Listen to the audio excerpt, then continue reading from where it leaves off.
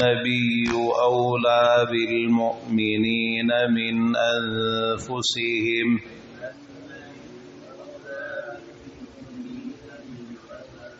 وأزواجه أمهاتهم وأولو الأرحام بعضهم أولى ببعض في كتاب الله من المؤمنين والمهاجرين إلا أن تفعلوا إلى أوليائكم معروفا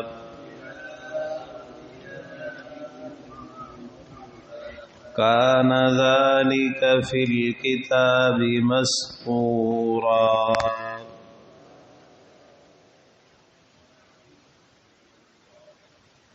اللہ رب العزت ارشاد فرما رہا ہے النبی، یہ نبی، اولا زیادہ حقدار ہے، زیادہ حق رکھنے والے ہیں،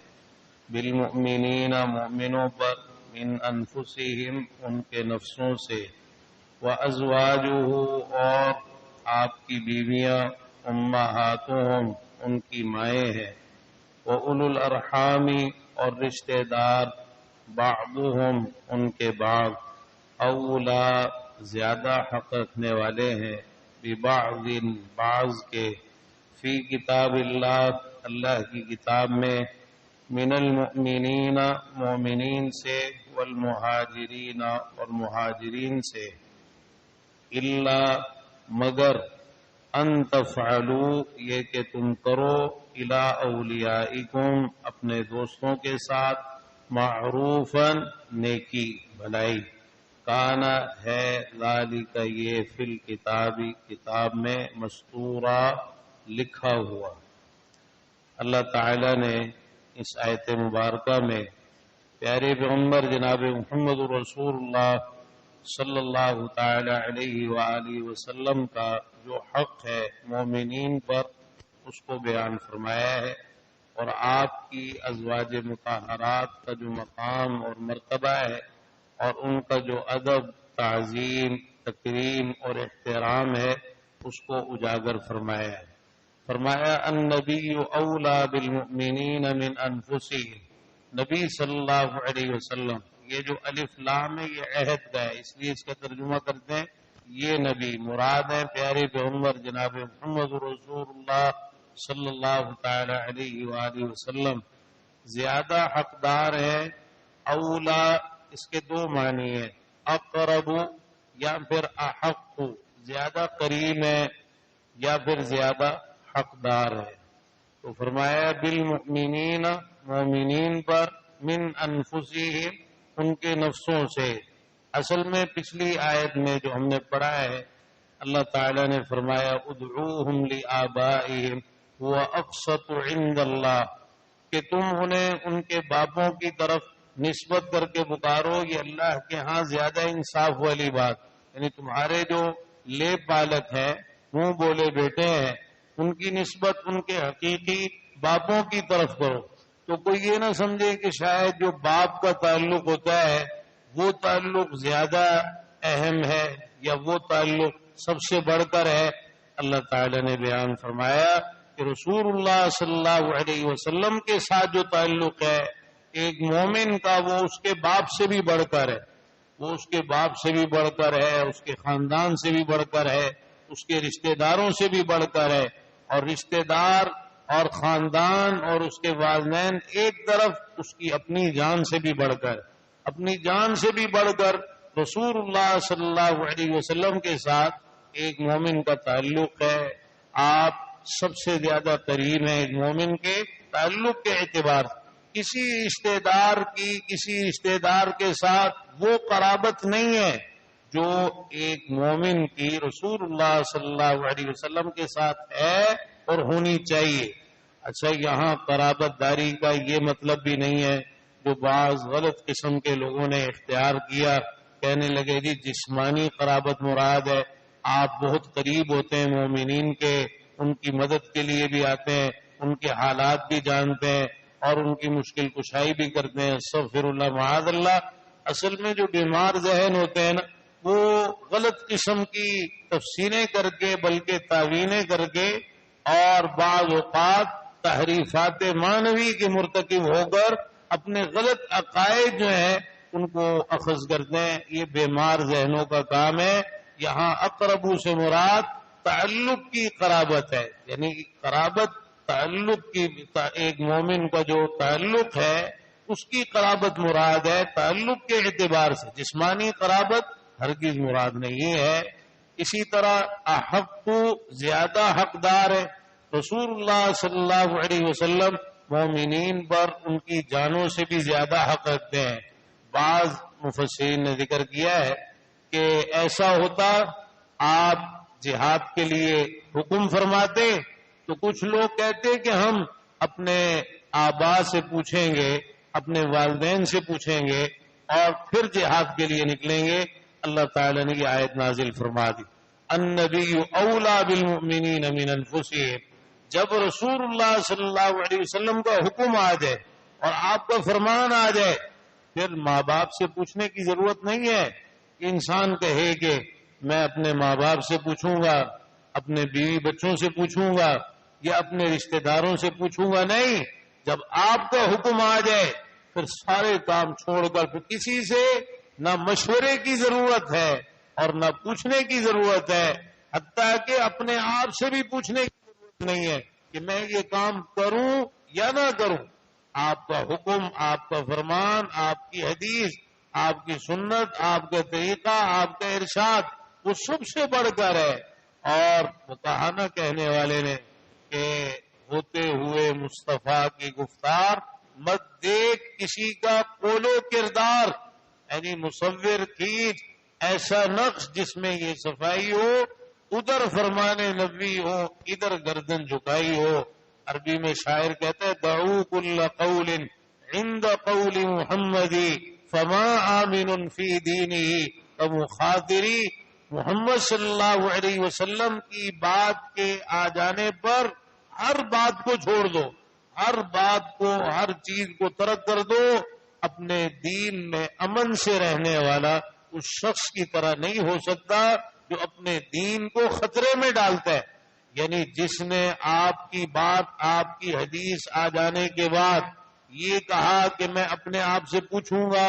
یا میں اپنے رشتہ داروں کو دیکھوں گا، اپنی برادری کو دیکھوں گا، اس شخص نے اپنے دین کو خطرے میں ڈال دی۔ اور اسی چیز کی تاکید ہے جو آگے اللہ تعالی نے فرمایا وما كان لمؤمن ولا مؤمنة اذا قضى الله ورسوله امرا ان يكون لهم الخيرة من امرهم۔ کسی مومن مرد اور مومن عورت کے لیے یہ نہیں ہے، یہ جائز ہی نہیں ہے کہ اللہ اور اس کے رسول صلی اللہ علیہ وسلم کسی معاملے کا فیصلہ فرما دے کہ ان کے لیے پھر اس کے بعد اپنے معاملے میں کوئی اختیار باقی رہے، ہرگز نہیں۔ کسی مومن مرد اور کسی مومن عورت کے لیے ایسا نہیں ہے۔ تو ہر اعتبار سے رسول اللہ صلی اللہ علیہ وسلم مومنین پر زیادہ حق رکھتے ہیں۔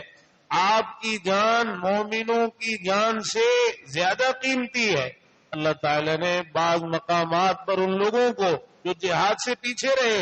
اور صرف اس لیے کہ انہیں ان کی جانیں عزیز ہوئی، فرمایا ما کان لأہل المدینة ومن حولهم من الاعراب ان يتخلفوا عن رسول اللہ ولا يرغبوا بانفسهم عن نفسه۔ اہل مدینہ اور جو ان کے ارد گرد اعرابی، دیہاتی اور بدو لوگ ہیں، ان کے لائق نہیں تھا کہ وہ رسول اللہ صلی اللہ علیہ وسلم سے پیچھے رہتے، اور یہ کہ وہ اپنی جانوں کو آپ کی جان سے عزیز سمجھتے۔ انہوں نے اپنی جانوں کو قیمتی سمجھا۔ جب اللہ کے رسول صلی اللہ علیہ وسلم نکل رہے ہیں، آپ کی جان سب سے زیادہ قیمتی ہے، تو پھر انہیں کسی بھی صورت میں پیچھے نہیں رہنا چاہیے تھا۔ تو آپ کی جان سب سے زیادہ قیمتی ہے اور آپ کا حق سب سے بڑھ کر ہے، آپ کا ادب سب سے زیادہ ہے اور اسی طرح آپ سے محبت بھی سب سے بڑھ کر ہے۔ رسول اللہ صلی اللہ علیہ وسلم نے فرمایا والذی نفسی بیدی لا یؤمن احدکم حتی اکون احب الیہ من والدہ وولدہ والناس اجمعین، اس ذات کی قسم جس کے ہاتھ میں میری جان ہے، تم میں سے کوئی مومن نہیں ہو سکتا جب تک کہ میں اسے اس کے والدین، اس کی اولاد اور تمام لوگوں سے زیادہ محبوب نہ ہو جاؤں۔ حتیٰ کہ سیدنا عمر رضی اللہ عنہ کے ساتھ آپ ایک مرتبہ جا رہے ہیں اور محبت کا یہ انداز ہے کہ آپ نے ان کا ہاتھ اپنے ہاتھ میں لے رکھا ہے، رستے میں چلتے چلتے کہنے لگے اللہ کے رسول صلی اللہ علیہ وسلم لَأَنْتَ أَحَبُّ إِلَيَّ مِنْ كُلِّ شَيْءٍ إِلَّا مِنْ نَفْسِي، آپ مجھے ہر چیز سے بڑھ کر محبوب ہیں سوائے میرے نفس کے۔ آپ نے فرمایا لا والذی نفسی بیدی حتی اکون احب الیک من نفسک، عمر نہیں، اس وقت تک ایمان کامل نہیں ہوتا جب تک کہ میں تمہیں تمہاری جان سے بھی زیادہ محبوب نہ ہو جاؤں۔ جب یہ سنا تو کہنے لگے فَإِنَّهُ الْآنَ وَاللَّهِ لَأَنْتَ أَحَبُّ إِلَيَّ مِن نَفْسِي، اللہ کی قسم، اللہ کے رسول صلی اللہ علیہ وسلم اب آپ مجھے میری جان سے بھی زیادہ محبوب ہے۔ آپ نے فرمایا الآن یا عمر، اے عمر اب بات بنی، اپنی جان سے بھی بڑھ کر رسول اللہ صلی اللہ علیہ وسلم سے محبت رکھنا اور پھر اپنی خواہشات کو آپ کے فرمان پر، آپ کے حکم پر قربان کر دینا،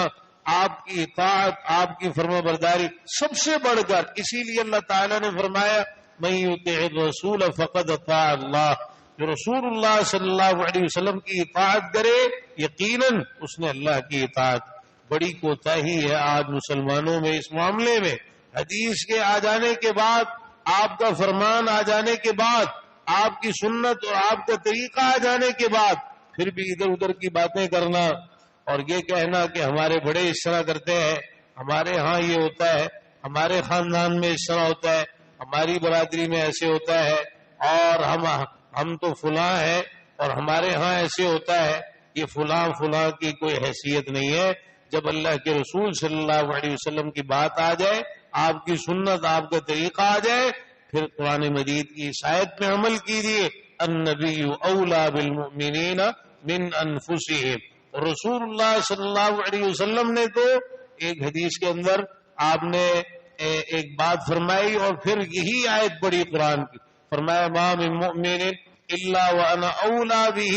فی الدنیا والآخرہ، کوئی مومن نہیں ہے مگر میں دنیا اور آخرت میں اس پر سب سے زیادہ حق رکھنے والا ہوں، سب سے زیادہ اس پر حق میرا ہے۔ اس کے بعد فرمایا اقرؤوا ان شئتم، اگر چاہو تو پڑھ لو۔ اللہ تعالی نے فرمایا النبی اولیٰ بالمؤمنین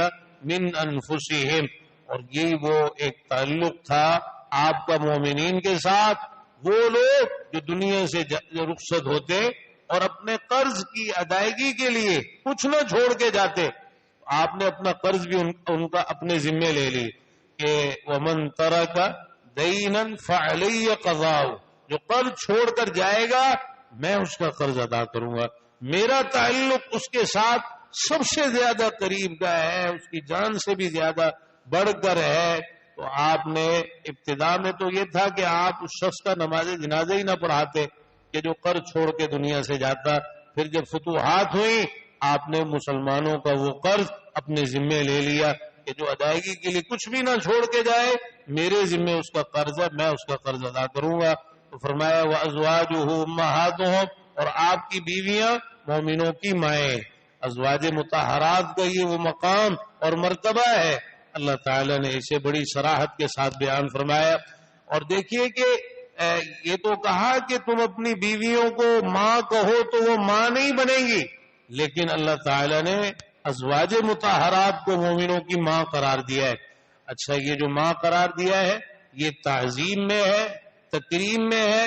اور اسی طرح ان کے ساتھ نکاح کے حرام ہونے میں ہے، جیسا کہ آگے چل کے بھی فرمایا کہ کسی کے لیے جائز نہیں ہے وَلَا أَن تَنْكِحُوا أَزْوَاجَهُ مِن بَعْدِهِ أَبَدًا، کہ رسول اللہ صلی اللہ علیہ وسلم کے دنیا سے چلے جانے کے بعد آپ کی ازواج سے نکاح کرنا یہ کسی کے لیے بھی جائز نہیں، لیکن پردے کے معاملے میں، خلوت کے معاملے میں، اور اسی طرح ازواج مطہرات کی جو اولاد ہے ان سے نکاح کرنے کے معاملے میں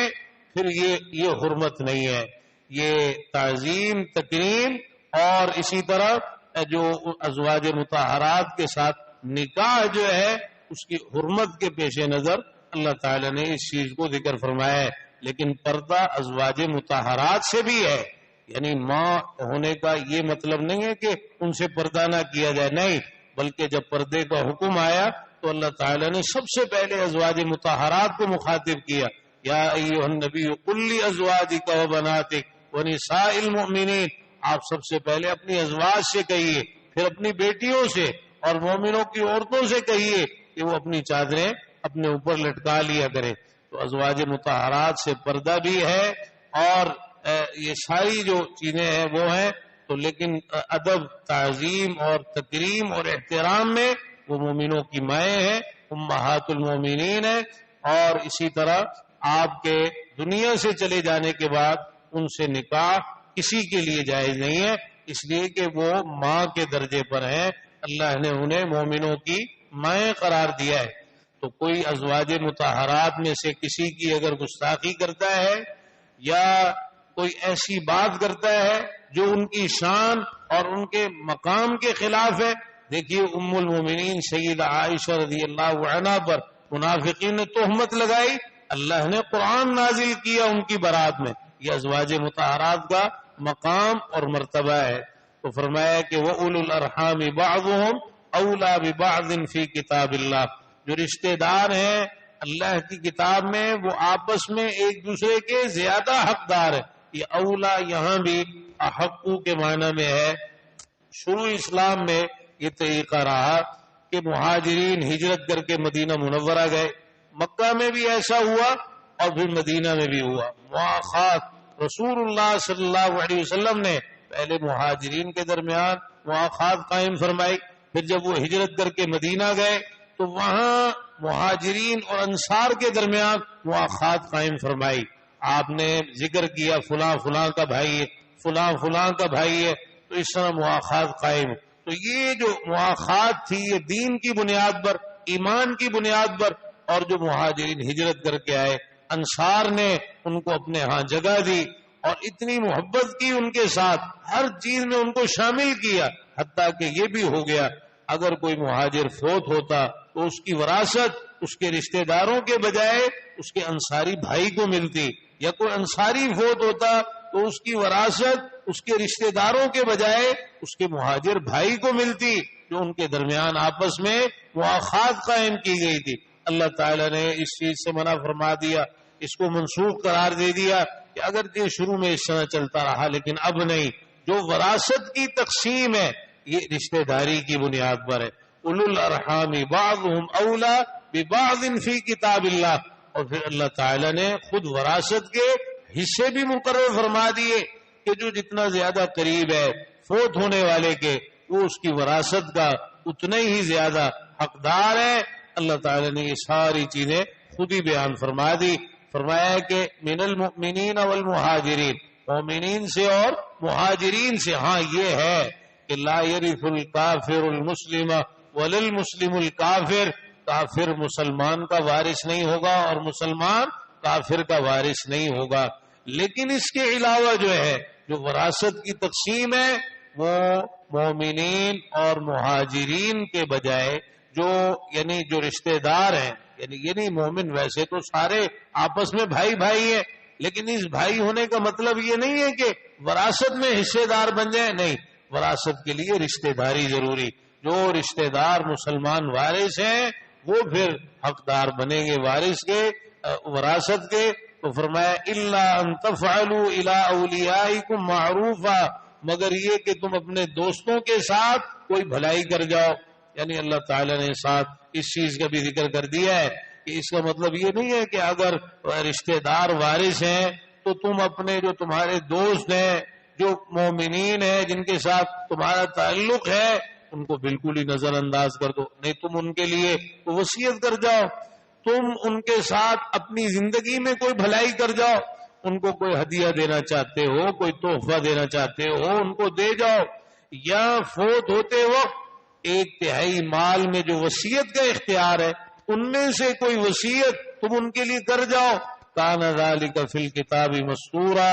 کتاب میں یہ لکھا ہوا ہے. یہ الکتاب سے مراد مفسرین کہتے ہیں لوح محفوظ ہے. اللہ نے لوح محفوظ میں اس چیز کو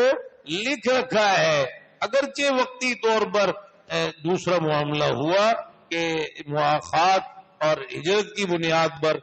رشتے وراثت تقسیم ہوئی، لیکن جو ابدی حکم ہے وہ یہی ہے جو اللہ نے اب جاری فرمایا ہے کہ وراثت کی تقسیم وہ رشتہ داری کی بنیاد پر ہوگی تا قیامت آنے والوں کے لیے اب یہی حکم ہے. تو یہ وہ ساری چیزیں ہیں احکام اور مسائل کے تعلق سے جو اللہ تعالیٰ نے ذکر فرمائی ہیں. اللہ تعالیٰ توفیق عطا فرمائے کہ ہمارے عقیدے، عبادات، معاملات، شکل و صورت، لباس،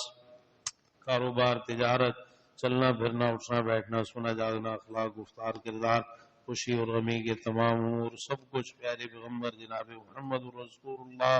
صلی اللہ تعالی علیہ وآلہ وسلم کے طریقے کے مطابق ہونا چاہیے. ربنا آتنا فی الدنیا حسنہ وفی الآخرۃ حسنۃ وقنا عذاب النار. ربنا ظلمنا انفسنا وإن لم تغفر لنا وترحمنا لنكونن من الخاسرين. اللهم اشفنا واشف مرضانا ومرضى المسلمين يا شافي الأمراض اشف مرضانا ومرضى المسلمين. اللهم رب الناس أذهب البأس واشف أنت الشافي